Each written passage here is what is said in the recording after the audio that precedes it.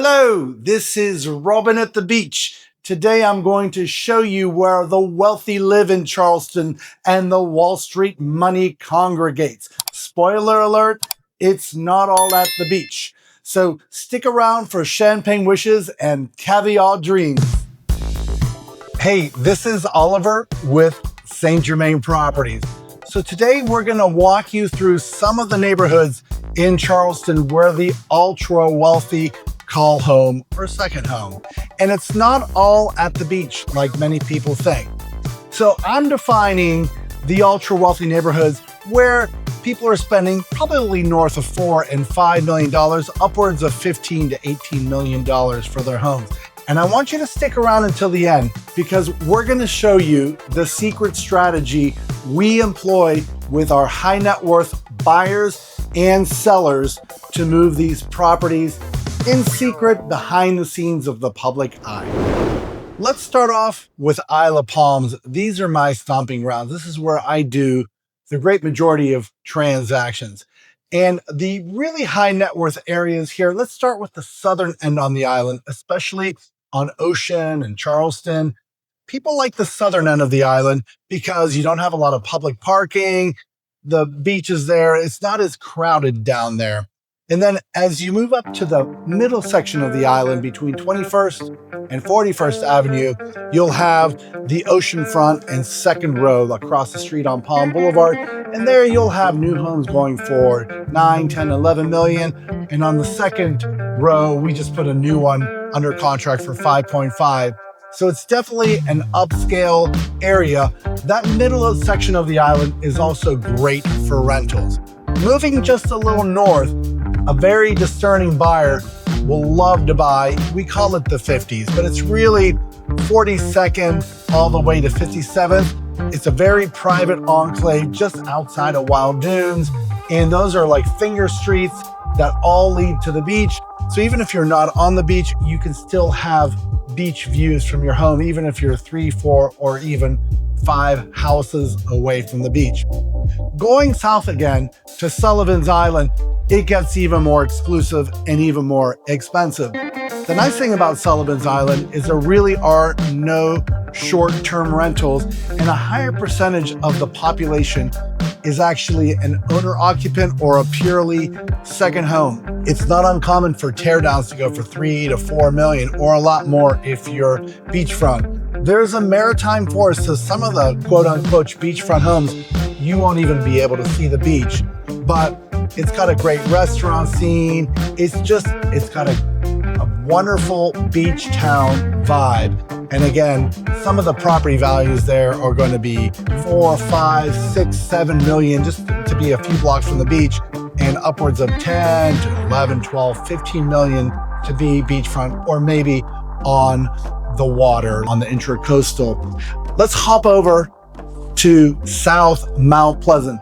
Now, really old village. And if you're not familiar with Old Village, that's kind of Simmons Street all the way to Charleston Harbor. The history in Old Village, it goes back to the 1600s. It's older than the United States is as a country. And Pitt Street is wonderful there. The pharmacy, you've got Shem Creek, and there's a great sense of community there.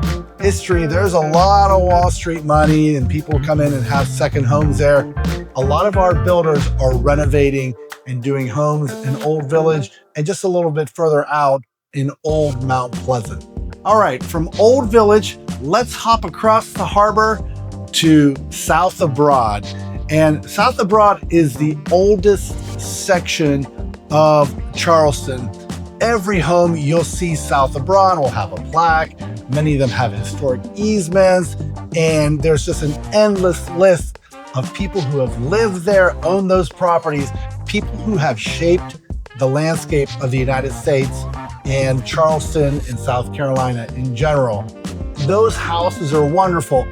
You got to be prepared buying down there. It's Wall Street money down there, very expensive, but also when you do the inspection will be this thick. You might find that the house had wood boring beetles back in the early 1800s. There might be water issues that you're always having to constantly work through there.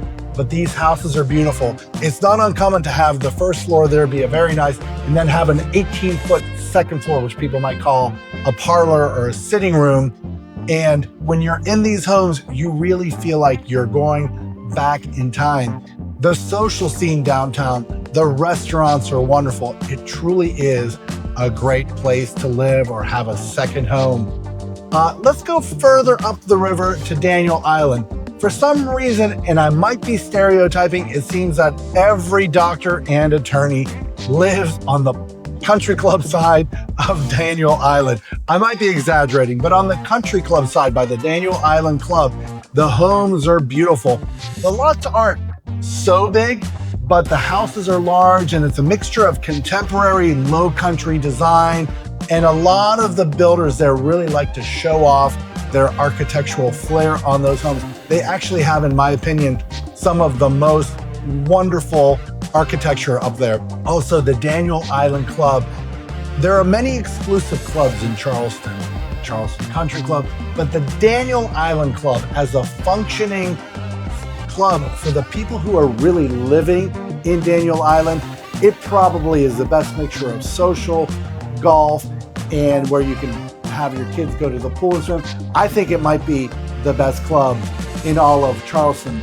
Let's go further down to 𝐏𝐫𝐫. Now, 𝐏𝐫𝐫 is a Seawee term that means hits far with driver. Just kidding, I'm gonna get flamed for that. But believe it or not, I'm probably the most Native American person at 7%, according to my DNA and me, that you know.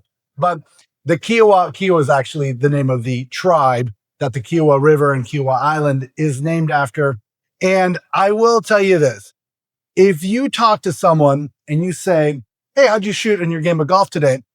If they go, oh, you shot pretty well, you shouldn't buy in 𝐏𝐽A. But if you said, well, number one, I was to the right of the fairway, chipped on, saved par. Number two, over the fairway, over the green, bogeyed. If that's how you describe your golf game, you really need to be buying in 𝐏𝐽A.